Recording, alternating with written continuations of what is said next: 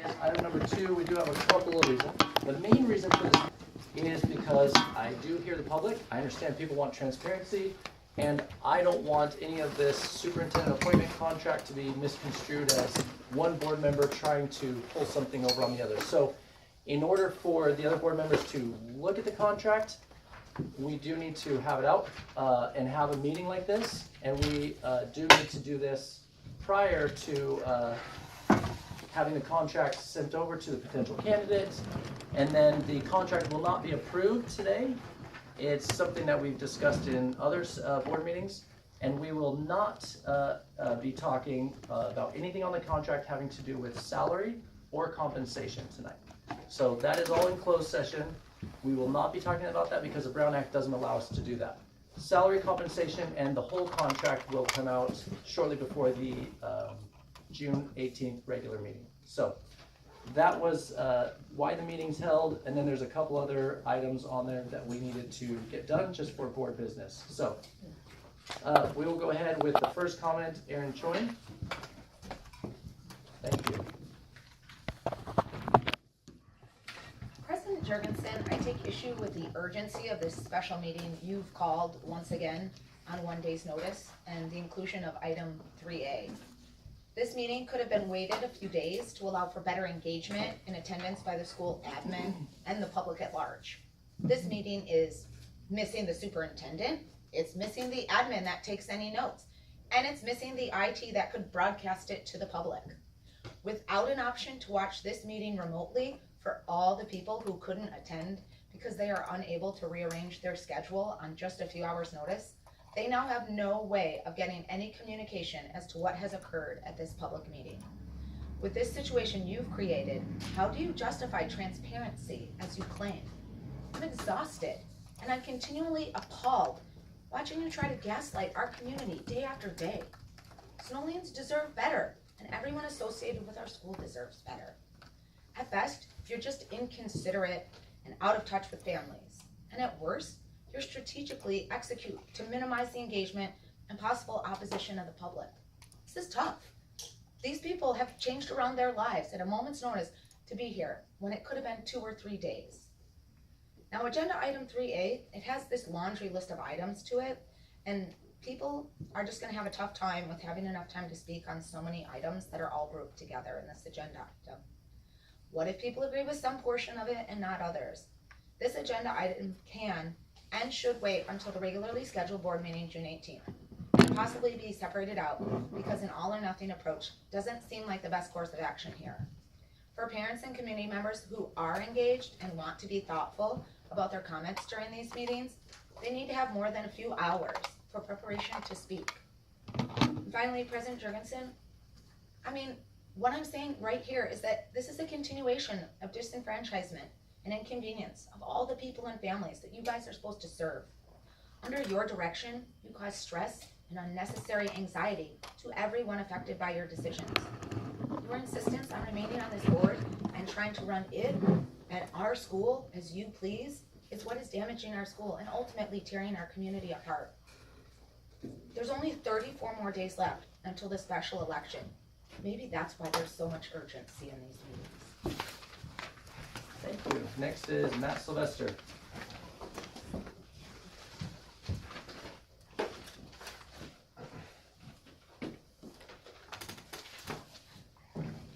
Good evening, trustees. I wanted to let you know that I disagree with item 3A being on the agenda for tonight. I think it would be a lot more transparent, informative, and thus impactful to have this item placed on the regularly scheduled June 18th meeting. This way, more parents, Sunolians, teachers, staff, and Sunol Glen stakeholders will be able to attend the meeting to provide input and bear witness to the importance of this item. I'm discouraged that such a meaningful item, such as this, would be placed on the agenda of tonight's special meeting. 24 hours was the only heads up we, the public, were given for this meeting, and that is not much time, especially for parents. To arrange for babysitters, to shift their schedules, talk to their spouses, etc., etc. Furthermore, and to my point, this meeting isn't even being live streamed, which of course means many of the parents who would normally watch from home are being left out. So I just want to make sure that I'm highlighting the fact that I believe this item, and this is in my words, to essentially daylight a wide range of sensitive emails is a pretty big deal. And many others I have talked to think so too. And they want to understand why and what is happening. So in closing, I'm asking you, the Board of Trustees, to please seriously consider postponing this item from the agenda tonight and to instead just place it on the June 18th meeting so that more of your constituents and parents can be part of this noteworthy agenda item. Thank you for your time and your consideration. Okay, and Chris Boberts. I'm gonna time myself. Okay, go for it. Yeah, my name is Chris Boberts, and these are my own comments. Really, the majority of what I was gonna say was touched on already, but I think the other thing that I wanna highlight is, over the last 2 meetings, there's been a precedent set where we're setting up agenda items for future agendas. So I'd just like to understand the inconsistency of why these things are on here for report, discussion, possible action for tonight on a special meeting versus on a future agenda as the precedent has been set. Okay, thank you. Any comments from board members on approval of agenda? I do. Okay. So, just as a precursor, why are Molly and Nikki not here tonight? Do we know why they're not part of this agenda? They asked if they needed to be here, and in respect to them, since they're not going to be part of the closed session, which was the majority of what we're doing, I told them they didn't need to if they did not care to. So I did, as a board president, let them know they're welcome to come, but they don't have to show up. Sorry. Okay. And then, why are we not live streaming it? What's the rationale for not doing that? Because we have an open session. Why is that not happening? That was something that Mickey said she didn't think we needed to. I didn't think we needed to. It was something that. Okay. So I don't mind if you guys are recording it, but we do have to because we don't have anyone at our school that does that anymore. We have to contract someone else. So that's kind of difficult. And with scheduling and trying to get between different board members and find a time that worked for us, and with getting this done and back to our candidate, that the time frame was a little difficult for that. Okay, and so we couldn't, for example, have scheduled this meeting for the purposes of dealing with the closed session matter next week, for example, in order to, if you would wanted to put on open session matters as well, to do that next week, or conversely, do just the closed session items and not do the open session items so that the live streaming wouldn't be necessary. There's no thought given to that? You're right. We could have just done closed session. Item 3A and 3B are added on, and I understand why people would say, why are we doing this? And Mr. Boberts and Mr. Sylvester brought up, why are we daylighting these items? These items aren't going to be like handed out or announced or read out loud. It's kind of like what Mr. Boberts alluded to. We're discussing it to say, do we as a board want to do that? So it's a discussion item that we're discussing. We're not handing these documents out tonight. So if that information, if we decide to put it out, we can put it out at a later date. So it's not like there's some big revelation that's going to happen tonight that people are going to miss out on. So I apologize if people feel like we're trying to hide stuff. That's not the intent, nor do I think it's going to happen today. The only thing we are hiding, you could say, is the closed session portion where we're discussing the contract, which we do need to keep private until the regular meeting, as we discussed with leadership associates. And we do need to get that contract over to the candidate and get that discussion done, because next week, we can't postpone it until next week. That was something I talked with the administration about and with our attorney about. They recommend we get it done sooner, and Dr. Evans, because the candidate is going to come meet all the teachers next week. I don't know if the teachers have been alerted to what day, but that should be coming soon. I told Mickey and Molly that we've got the day and the time figured out that individual can come. So we're trying to get these things done so then the teachers can have it done and go on their vacation and not have to worry about that after the end of the school year. So I understand that people maybe want it next week, but there's great reason to have it this week as well. So I take it then that the only thing that's really of urgency is the closed session item. The rest are just simply, it's a lot better way to describe it. It was just chosen. Point out that we need a lawyer. Thank you to you. We've lost our lawyer. She quit after you. So item 3B is necessary. We do need some legal help. CSBA legal is not quite able to handle everything, and from the feedback, and we'll discuss this more at that time, from the feedback I got from Bob and the behavior of things being blasted out publicly, attorney-client privilege information, that is a big concern to the legal counsel, and we do need some help with that. So that is why that one's urgent, and 3A is a discussion so that can be made public for the next meeting or prior to the next meeting. But it's not going to be disclosed, public, read out loud, or handed out at this meeting. No, I gather that. I'm trying to understand the logic for why the open items are actually even necessary and not being done at the regular session meeting that's going to be on the 18th.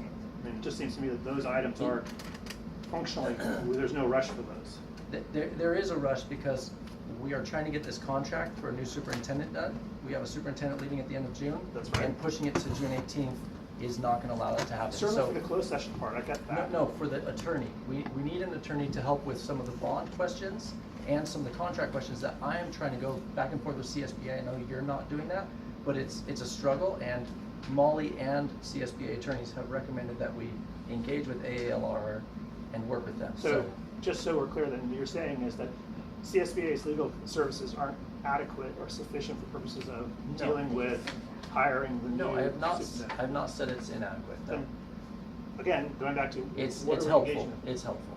So they're gonna start over again on the review of the contract for the No. new superintendent? No, Then what are we hiring them for? we're hiring them for general counsel. You know why we hired them. It's the Okay. same reason we had F3 previously and Kingsley Bogart previously. It's the same reason. Okay, so again, going I'm back. trying to answer your questions and give you reasons, but you're No, I'm trying just to trying to- pigeonhole me and grill me into answering certain ways, but that's not the purpose of this. I'm trying to understand what is the purpose of this, so. I don't know how to answer you any differently. Okay, so I think I don't think I'll satisfy your questions. Fair enough, that's probably true. Okay, so I understand now why that is and why we are doing the items the way we are. I would recommend that if we're gonna approve the agenda, I think we should do it in, by line item, and not by an overall yay or nay on the overall agenda. That's unusual. Can't hurt. Okay, so just so you know, the purpose of this meeting is to get some business done that we need to get done.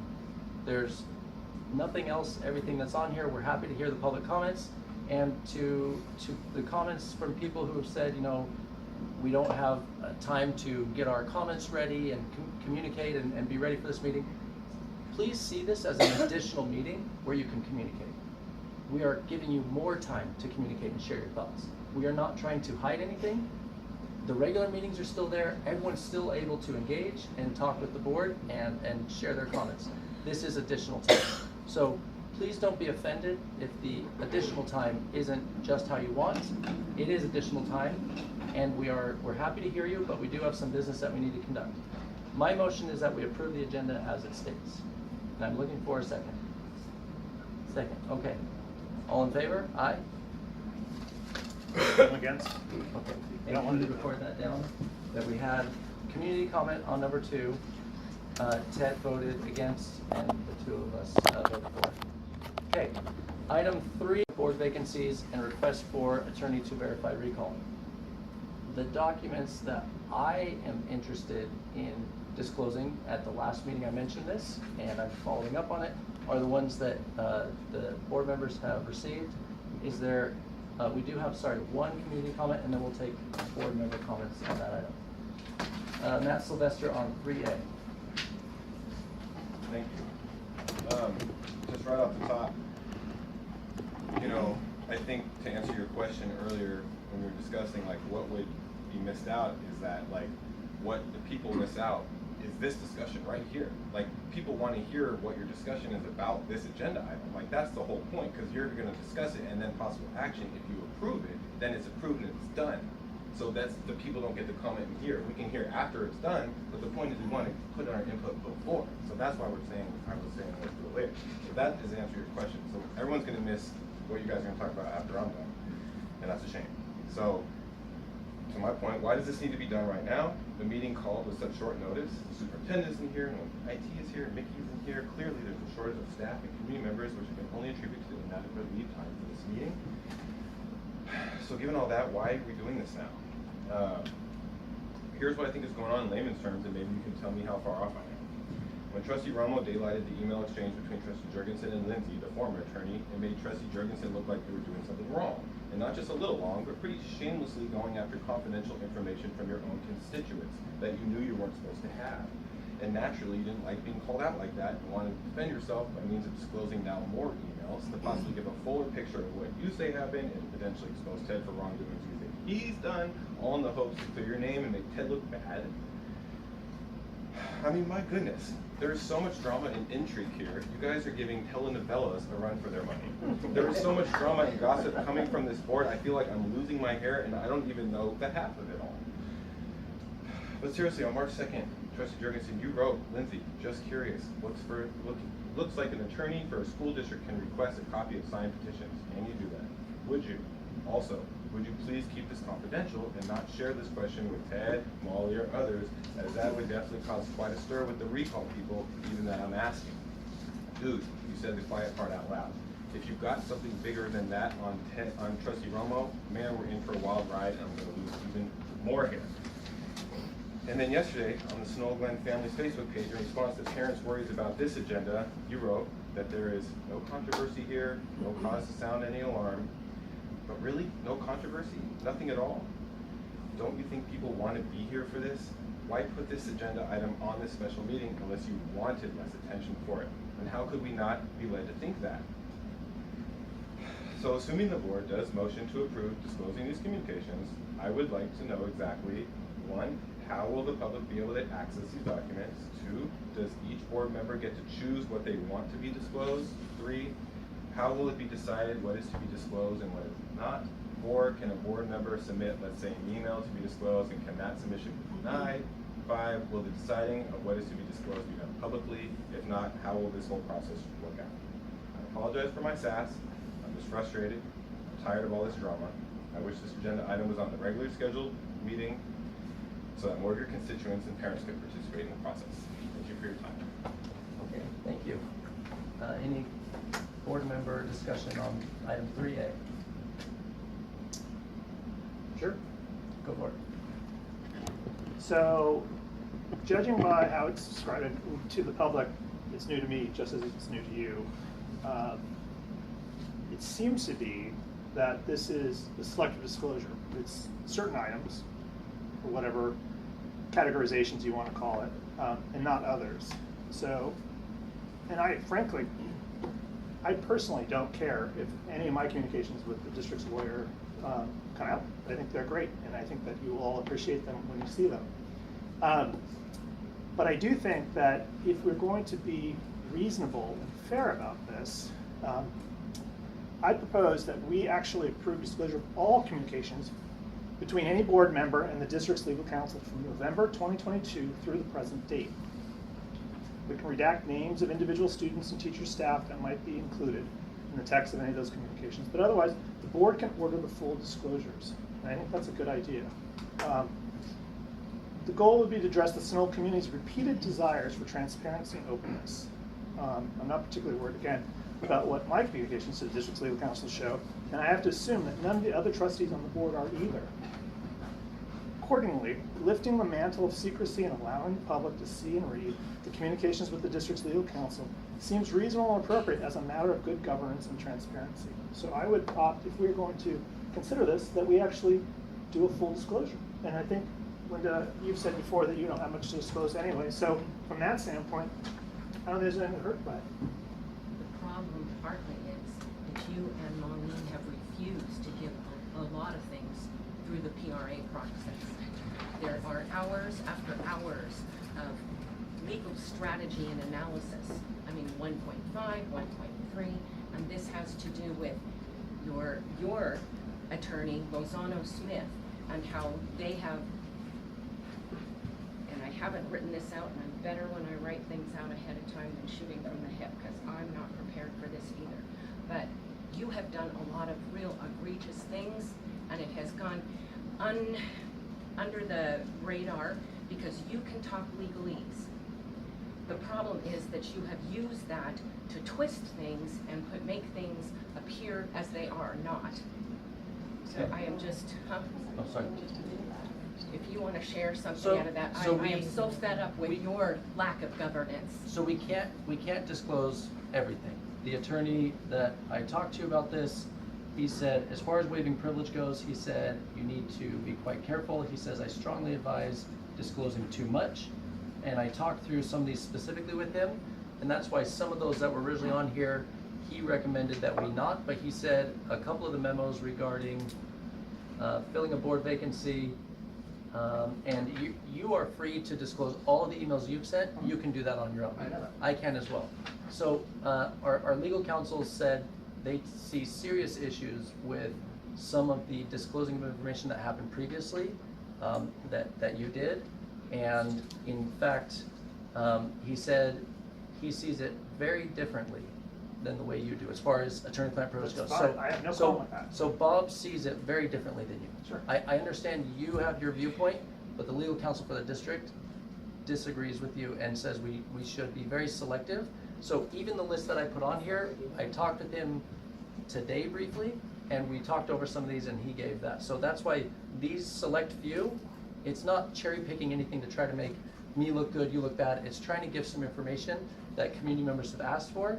So we're giving that information. So why don't we have Bob come down here and talk to us publicly?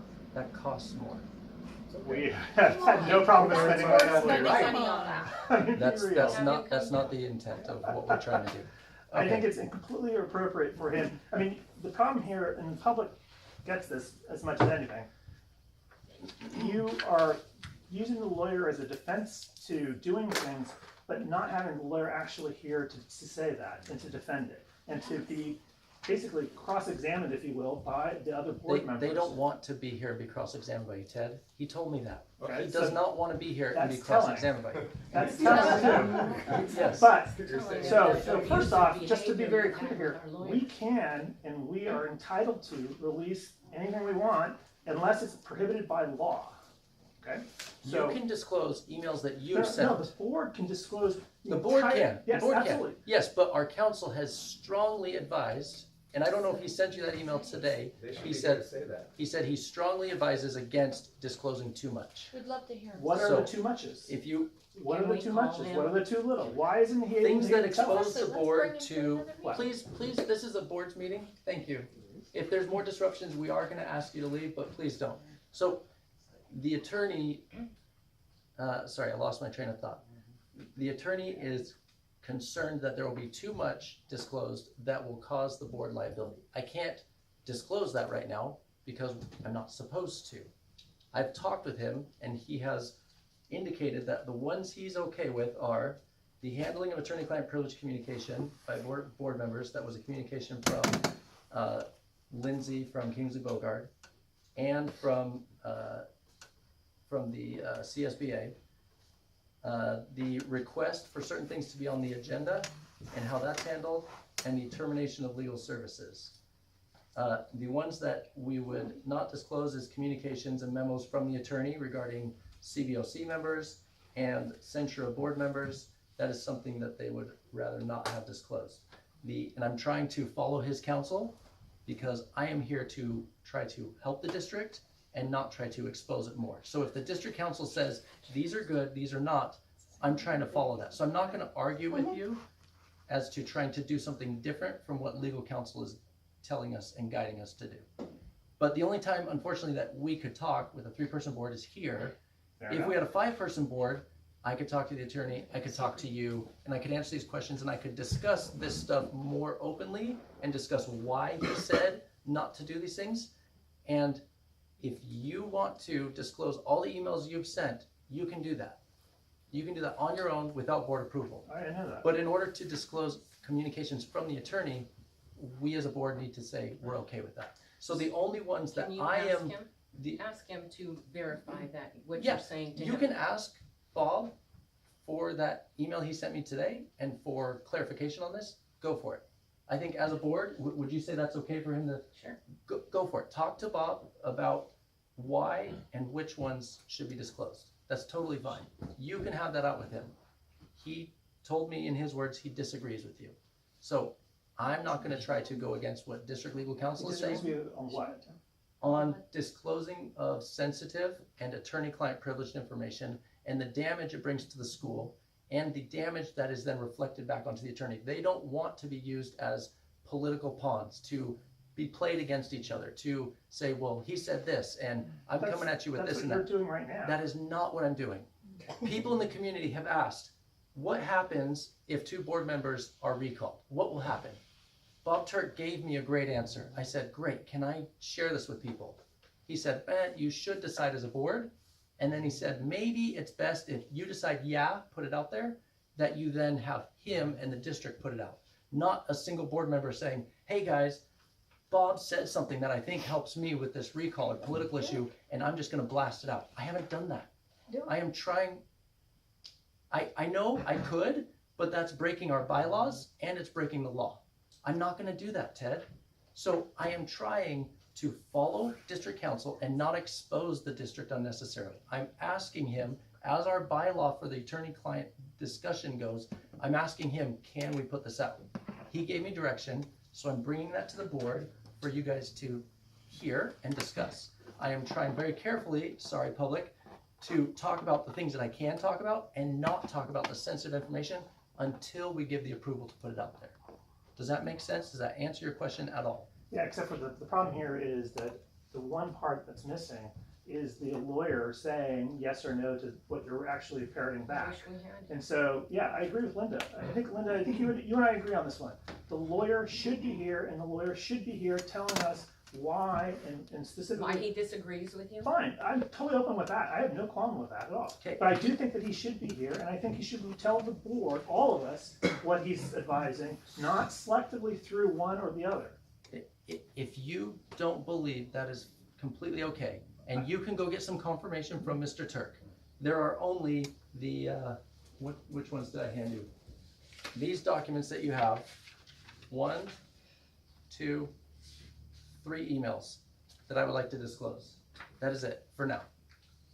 Anything else, you can talk with him. If you think that there is a reason to disclose others, you can talk with him. We can bring that up at a future board meeting.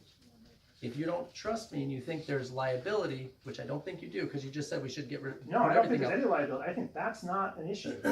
But Kingsley Bogard, CSBA attorney, and Josh all disagree with you on that. All of those attorneys who specialize in this, not in corporate law or contract law, they specialize in this and they said, don't do it. Don't put information out that you shouldn't. Don't disclose everything. Not everything that an attorney and a client discuss should be put out publicly. Absolutely, you're right on that. I wanted to put more out there, but he said, no, rein it back in. I said, okay, I'll take your counsel on that. The reason we're having this discussion is because this is the only time I could tell you. And it seems like you're saying, well, why am I just hearing about it now? This is the first time I could tell you. So I'm trying to be open with you. The reason why we scheduled this meeting at a time that worked for you is because I want you here. I want us all to be discussing this and the superintendent contract. I don't want the public to at all think that Ryan or Linda are trying to do something that you're not on board with. We are trying to work together as a board. That's the effort. I agree with working together board. I also agree that with Linda, that we should have the lawyer here talking to us directly. And That was not possible this week. Okay, He lives in so- Sacramento. He can be here via the phone. There are lots of ways to include him in the conversation. Okay? It's not limited to, well, he couldn't be here in person, so therefore he had to be sort of kept away. I'm sorry.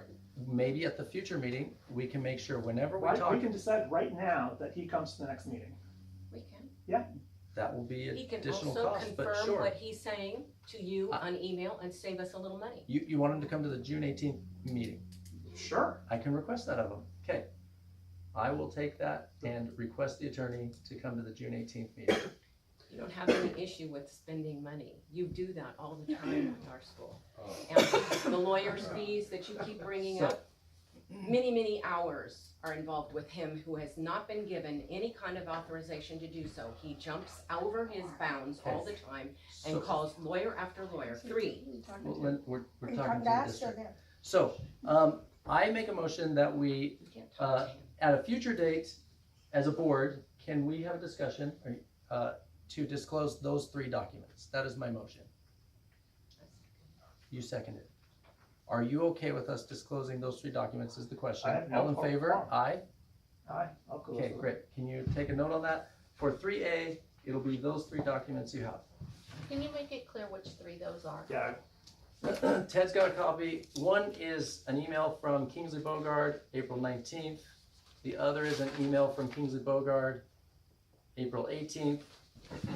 And the last is an email from Bob Turk, CSBA, January 26th. and for the record, I'll release the emails I responded to both of these on. Okay, thank you. Point of Item- order, not to, you Sorry. can shut me down if you want, my No, question is. we gotta keep going, sorry. Fine. If you wanna speak on 3B before I announce it, you can fill out a comment card. It won't be about 3B though. Okay, then please come to the next meeting, or if you're here after the meeting, I'll happily talk to you after the meeting. Alright, Okay, 3B, legal agreement, report, Mr. Bovers, you can come up. This is report discussion, possible action to approve legal agreement, AALRR agreements for special services dated May 15th, and possibly fully terminate all legal agreements and contracts with F3. Okay, My name is Chris.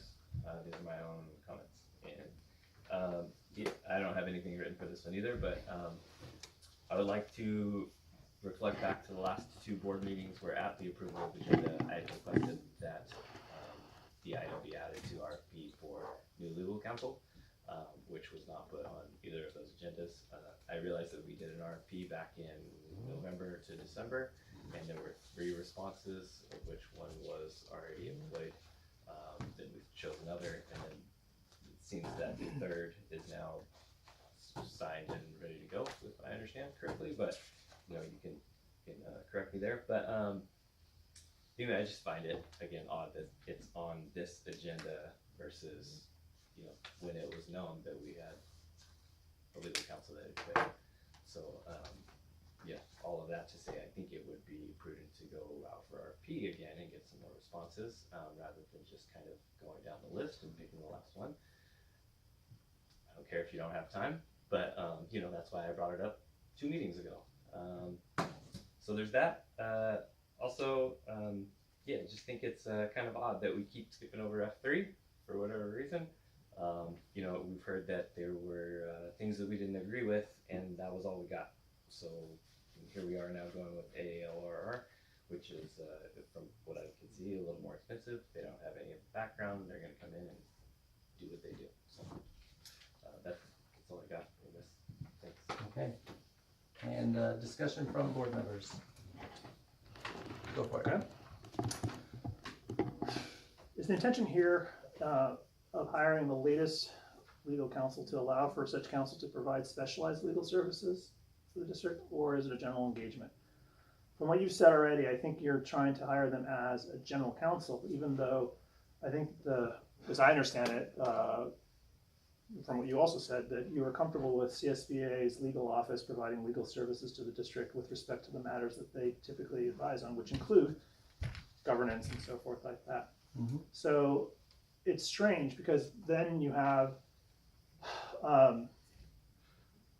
just a generalized question of, so what's wrong with CSBA's legal office and the legal services that they presently are providing to the district? It'd be helpful to understand and to be fully informed of the reasons that CSBA's legal office's services have been determined to be lacking or substandard or somehow failing.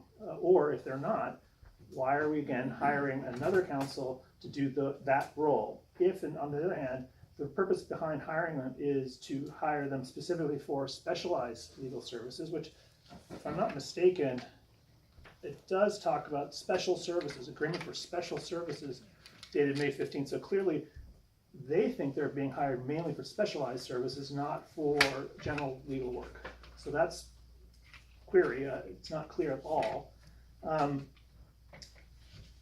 It's interesting to note in their fee arrangement agreement, it talks about a couple of things. I know that you guys are worried about fees.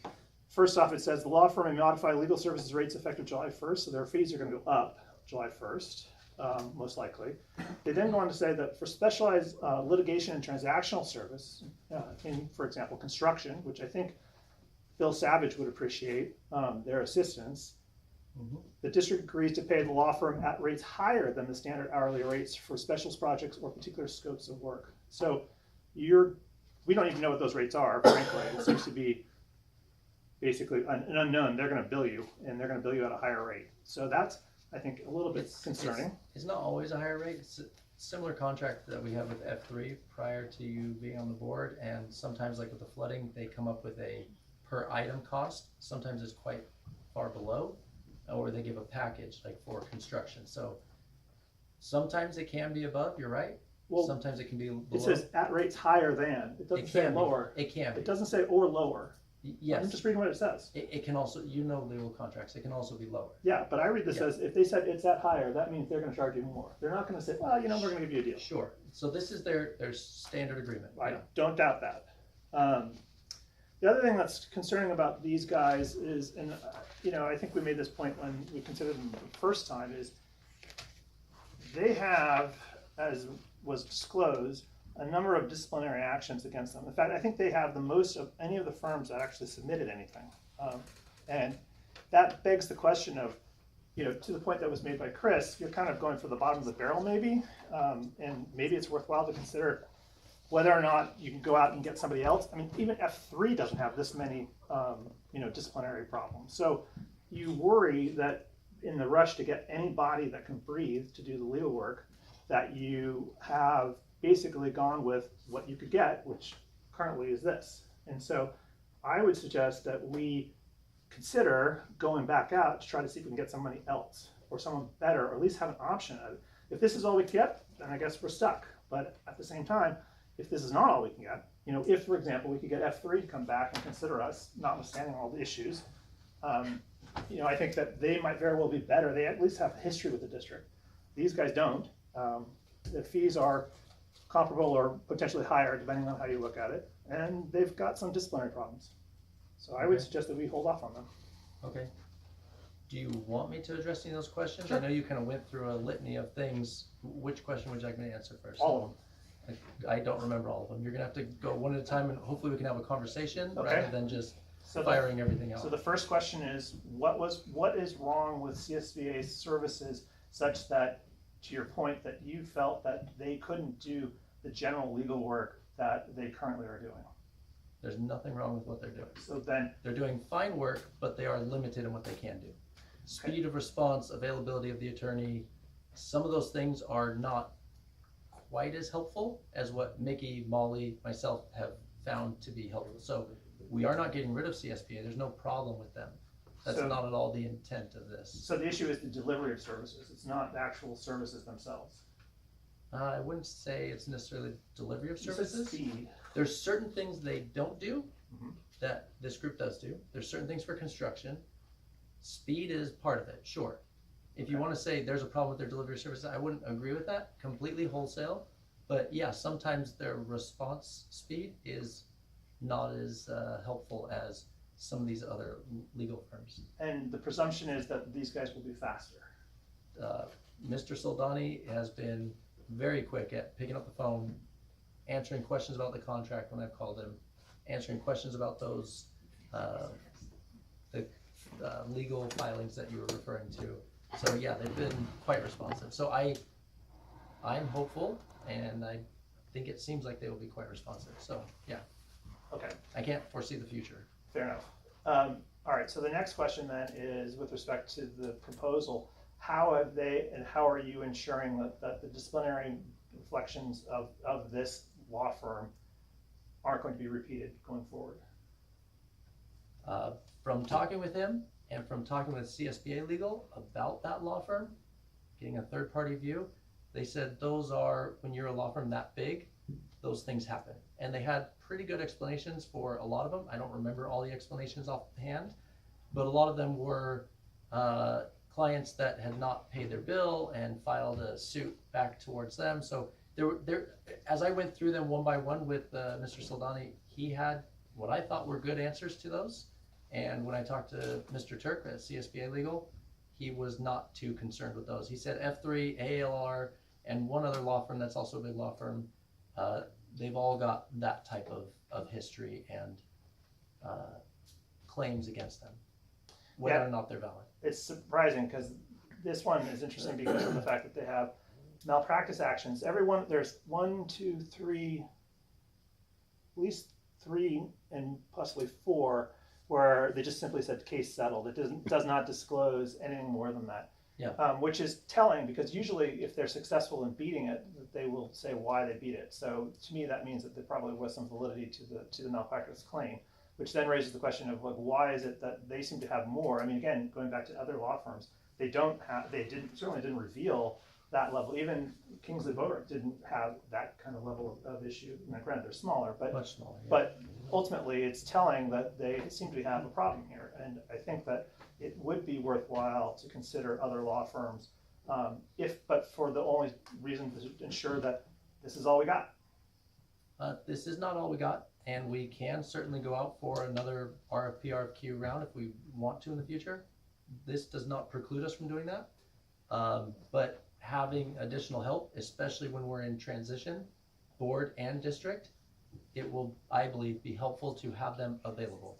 So we as a board, I hope, will approve this so that we have that resource available to Molly, Mickey, new superintendent, current board, new board, so that things will run smoothly. Do I think there's any perfect fit? No, I don't. Am I particularly in love with this one? No, I like Kingsley Bogart more. That's why I voted for them last time. But is this all we got? No, we can go out for more. The reason the contract is dated May 15th is back when Kingsley Bogart quit April 19th or whatever it was. I talked with CSBA, I talked with Molly, I talked with Mickey. I asked Molly to reach out to AALRR. They gave an updated proposal. They did. It came back with the date of May 15th because that was our last board meeting. But the administration here didn't send us the contract. I didn't get it until the day after our last board meeting. So then I, even with asking, and I went back to ALR and I said, do we need to change that date? And he confirmed, no, we can go ahead with that at this time. We don't need to change the date. That date's fine. We'll just start wherever we are. And the end date is still the same. So we are trying to do this as quickly as possible, but real life happens. So we're just trying to get legal counsel in place so it's there if and when we need it. Is there anything in particular that I wanted to take to him with the superintendent contract? No. CSBA has been helping with that just fine. I just understand from Bob Turk, Bill Savage, it would be prudent to have legal counsel. And then if we want to go out for an RFP or RFQ later, we can do that. Okay, so my proposal, my motion is that we accept this agreement and have them available, utilize their services, and if at a later board meeting we want to go out for RFP, RFQ, we can discuss that at a later date. So my motion is that we approve it now. Okay, all in favor? Aye? Yes. No? Okay, great. And I also make a motion that we terminate the contract, which is set to terminate at the end of June with F3. Have they performed all of the services? There are no further services needed, as far as I understand from Josh. There's no PRAs that are still being worked on by them? By Josh, F3? No, not that I know of. I asked him and he said no. I asked him if he said, I haven't performed any work for your district since last December or something when it changed. And so, yeah, he said, as far as I know, the contract's set to end in June. So we're just confirming that we will fully terminate as of now all legal agreements and contracts with F3. So that is my motion. I second it. Second, all in favor? Aye. Ted? As long as it's all done, then yeah, I'll agree with that. Okay, thank you. All right, now we'll move on to 4. And again, I apologize if this at all seemed like we were trying to say you can't comment on other items. You definitely are always allowed to. That's normal meeting procedure. 4 just says any public comments on item 5A only. We do have a couple of public comments. So we'll go ahead with Joel Souza first.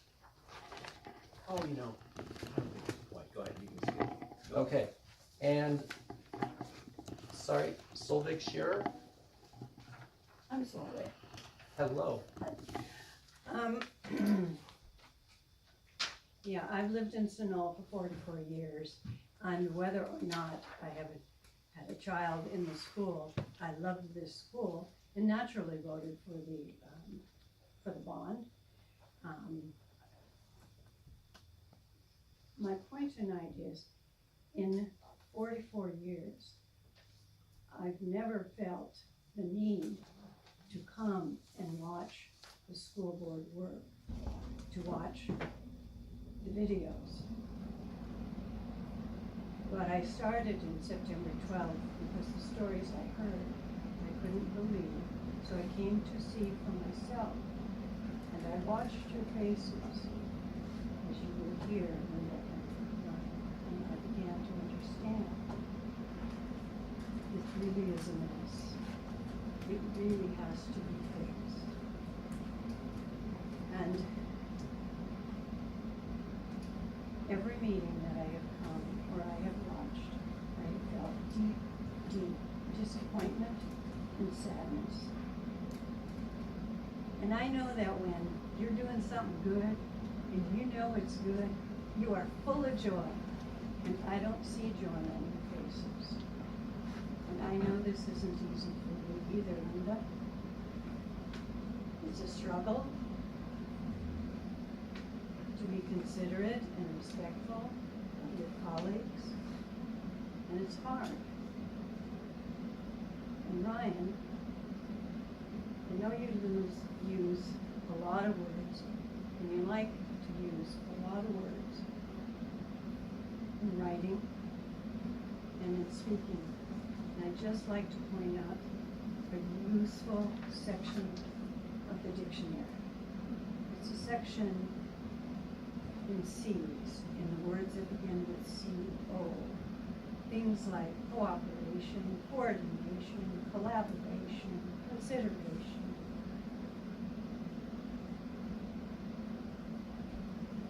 I think if you're working in this job of bringing you joy, I'd see it on your faces, and I don't. And so that's why I'll be voting very soon. And I wish you the best as you go on. But there may have been something that you could learn from this experience while working together. I know it's been hard for you to listen to me, but everyone knows the stories of it. So I shall now stop. Thank you for your comments, and a special thank you for doing it so politely and respectfully. Thank you. I appreciate that. We will now go ahead and go into closed session. We will not be taking any action tonight. The only action on the superintendent contract or press release will be released next week, and the contract will come out at the next board meeting. So we are going to have closed session in here.